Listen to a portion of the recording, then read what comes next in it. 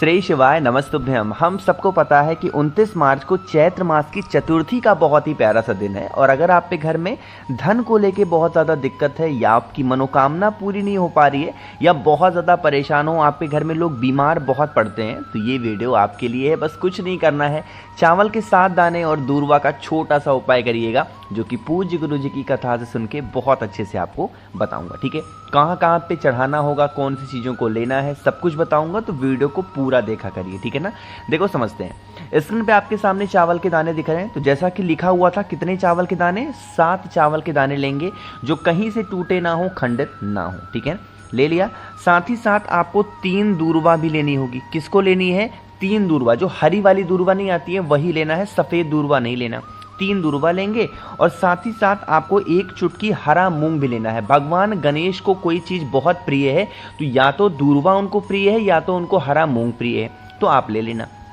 ठीक है, एक तांबे का लोटा लेंगे और उस तांबे के लोटे में जल भरेंगे। इस जल के अंदर आपको कुछ भी नहीं डालना। ठीक है, और लेके पहुंच जाएंगे कहाँ पे? महादेव के शिवलिंग के पास में। मन है अपने घर पे करो, मन है मंदिर में, सुबह दोपहर शाम कभी भी आप कर सकते हैं। फेस रखना होगा उत्तर दिशा, 9 डायरेक्शन। अब यहाँ पे जो मैं बात बताने जा रहा हूँ, पहली मेरी बात को ध्यान से सुनेंगे। सबसे पहला काम, वहां पे पहुंचते ही 1 लोटा शुद्ध जल तांबे के लोटे से श्री शिवाय नमस्तुभ्यम का ध्यान करते हुए समर्पित करना। ठीक है, जल को समर्पित करने के बाद में अब तरीका समझेंगे।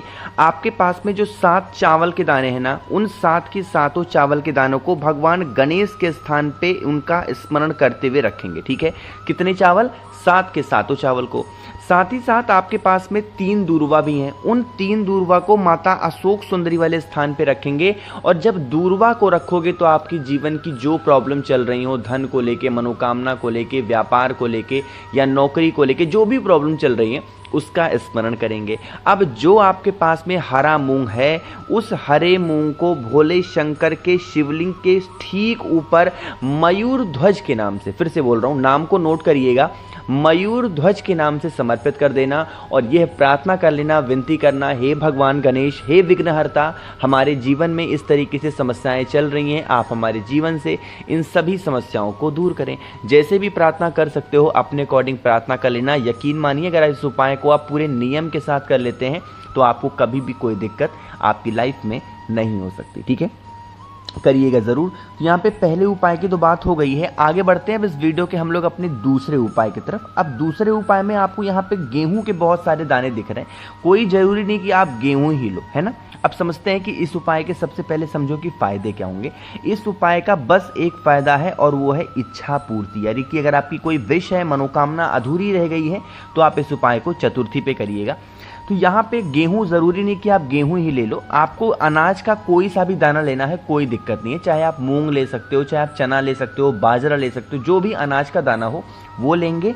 अनाज के दाने के साथ में 7 मिश्री के दाने, मिश्री चीनी जैसा उसका टेस्ट होता है, मीठा मीठा सा, बड़ा बड़ा दाना होता है, तो आपको 7 मिश्री के दाने लेने हैं।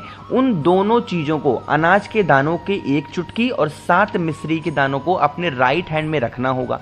राइट हैंड में रखने के बाद में सेम नाम फिर से आपको बोलना होगा।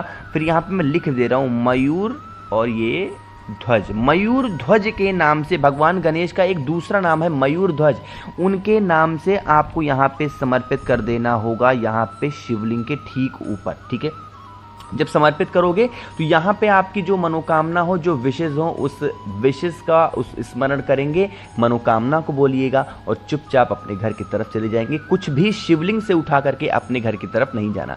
देखो, भोले शंकर के 2 पुत्र हैं, एक है भगवान गणेश और एक है भगवान कार्तिकेय। ठीक है, दोनों में से किसी का भी स्मरण करते हुए इस उपाय को करेंगे। जो भगवान कार्तिकेय हैं उनका दूसरा नाम होता है मयूर ध्वज और भगवान गणेश का भी स्मरण करके इस उपाय को आप कर सकते हो। ठीक है ना। चलो, तो यहाँ पे 2 उपाय की हमने बात की है, आगे बढ़ते हैं अब इस वीडियो के हम लोग अपने तीसरे उपाय की तरफ। जो ये तीसरा उपाय है आपको करना है दूर्वा के साथ। अब जो बताने जा रहा हूँ मेरी बात बहुत ध्यान से सुनेंगे, क्योंकि इस उपाय को अगर आपने पूरे नियम के साथ, विश्वास के साथ कर लिया ना इस चतुर्थी तिथि पे, तो कोई भी इंसान आप पे घर में बीमार नहीं पड़ेगा। यानी कि अगर आपके घर में बीमारी बहुत ज़्यादा है, उसके लिए आप बहुत परेशान हो, तो आप इस उपाय को ज़रूर करना। ठीक है, समझने की कोशिश करेंगे हमें कौन कौन सी चीज़ों को लेना होगा। तो यहाँ पे सिर्फ हमें एक ही सामान को लेना है और वो है दूर्वा। तो बहुत सारी दूर्वा की यहाँ पे हमें ज़रूरत पड़ेगी। आपको लेनी है 21 दूर्वा। कितनी? 21 दूर्वा, लेकिन 21 दूर्वा ऐसे ही नहीं ले लेनी है चाहे जो उठा लिया। 3 गांठ वाली 21 दूर्वा, जैसे ही मैं बोलता हूं 3 गांठ वाली, ऐसे ही लोग परेशान हो जाते हैं। आपको मैं यहां पे एक बार फिर से समझाने की कोशिश करता हूं कि 3 गांठ वाली दूर्वा पहचानोगे कैसे। मान लिया कि ये है दूर्वा की डंडी, ठीक है। अब आपको पता है इसी दूर्वा की डंडी में बहुत सारे गांठ होते हैं, बहुत सारे होते हैं। यहाँ पे मैं पीले कलर से यहाँ पे गांठ बनाने की कोशिश कर रहा हूँ। गांठ बना दिया, इसी गांठ से होता हुआ 2 से 3 पत्ती निकली हुई होती है, ठीक है। आप क्या करेंगे, जितनी भी गांठ हो हमें ध्यान नहीं देना है, आपको कोई भी 3 गांठ यहाँ से तोड़ लो, फिर यहाँ से तोड़ लो, इसी तरीके से 3-3 गांठ वाली आपको 21 दूर्वा लेनी होगी। बात आ रही क्या समझ में मेरी, ठीक है। ले लिया, लेने के बाद में आपके घर में जो इंसान बहुत दिनों से क्रोध कर रहा है, गुस्सा कर रहा है, या फिर बहुत दिनों से बीमार पड़ा है, उसकी बीमारी ठीक नहीं हो पा रही है, उसके ऊपर से 21 बार घुमाओगे बालचंद्रेश्वर महादेव के नाम से। कितनी बार घुमाना है, 21 टाइम्स को उसी 3 गांठ वाली 21 दूर्वा को बालचंद्रेश्वर महादेव के नाम से उसके सर से लेकर के पैर तक घुमा लेना। और घुमाने के बाद में तांबे के लोटे में जल भर लेना, और चतुर्थी तिथि पे आपको लेके चले जाना है भगवान शिव यानी कि महादेव के शिवलिंग के पास में। फेस रखना होगा उत्तर दिशा, 9 डायरेक्शन। यहाँ पे सबसे पहला काम करेंगे, जो 21 दूर्वा लेके आए हो वो आपको फिर से बालचंद्रेश्वर महादेव के नाम से यहाँ पे जलाधारी के पास में रखना होगा, और 1 लोटा शुद्ध जल तांबे के लोटे से श्री शिवाय नमस्तुभ्यम का जप करते हुए समर्पित करेंगे। जब जल चढ़ाओगे, बहता हुआ जल इसी दूर्वा से होता हुआ नीचे गिरेगा। इस जल को यहाँ से रोक लेना, और जो ये 21 की 21 दूर्वा आपने समर्पित की है, इस 21 दूर्वा को भी यहाँ से उठा लेना, ठीक है। उठाने के बाद में जो जल आपने रोका है उसको ले जा करके पूरे घर में आप छिड़काव कर देंगे उस जल का जो शिवलिंग के पास से लाए हो। और जो 21 दूर्वा होगी, जो इंसान बहुत ज़्यादा क्रोध कर रहा है, गुस्सा कर रहा है, उसको 21 दिनों तक लगातार आप लोगों को 1-1 दूर्वा उस इंसान को खिलाना होगा।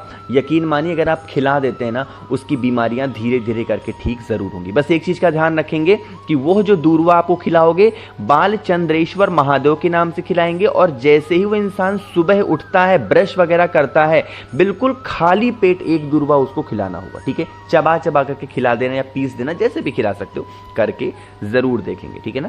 तो यहाँ पे 3 उपाय की हमने बात की है। एक बहुत ही छोटे से और से उपाय की बात करने हम लोग जा रहे हैं, जो कि चौथा उपाय है, और यह उपाय होगा धन संपदा के लिए। माँ लक्ष्मी का वास आप पे घर में नहीं है तो आपको इस चतुर्थी तिथि पे इस उपाय को जरूर से जरूर करना चाहिए, ठीक है। समझने की कोशिश करेंगे। आपको क्या करना है, कुछ सामान लेना ही नहीं है, आपको चुपचाप पहुंच जाना होगा महादेव के मंदिर में, ठीक है। इस चौथे उपाय को घर पे नहीं करना है, महादेव के मंदिर में करना, जो मंदिर घर के पास में हो। साथ ही साथ आप अपने साथ में एक दीपक लेके जाना, मिट्टी का दिया, ठीक है। उस मिट्टी के दीपक में आपको घी डालना होगा और लंबी बत्ती का दिया। जैसे ही आपने सुना लंबी बत्ती का, कहोगे भैया देवता के सामने तो गोल बत्ती का दिया लगता है, लेकिन इस दीपक को चतुर्थी तिथि पे हम सभी लोगों को भगवान महादेव के मंदिर में, कोई जरूरी नहीं कि शिवलिंग के पास में, भगवान महादेव के मंदिर में कहीं पे भी भगवान कुबेर के नाम का दिया, घी की दिया, लंबी बत्ती का जो भी व्यक्ति चतुर्थी तिथि पे लगा देता है, उनके घर में कभी धन संपदा को लेकर कोई कमी नहीं होती। हमेशा माँ लक्ष्मी का वास उनके घर में बना हुआ होता है, ठीक है। करके जरूर देखिएगा इन सभी उपायों को।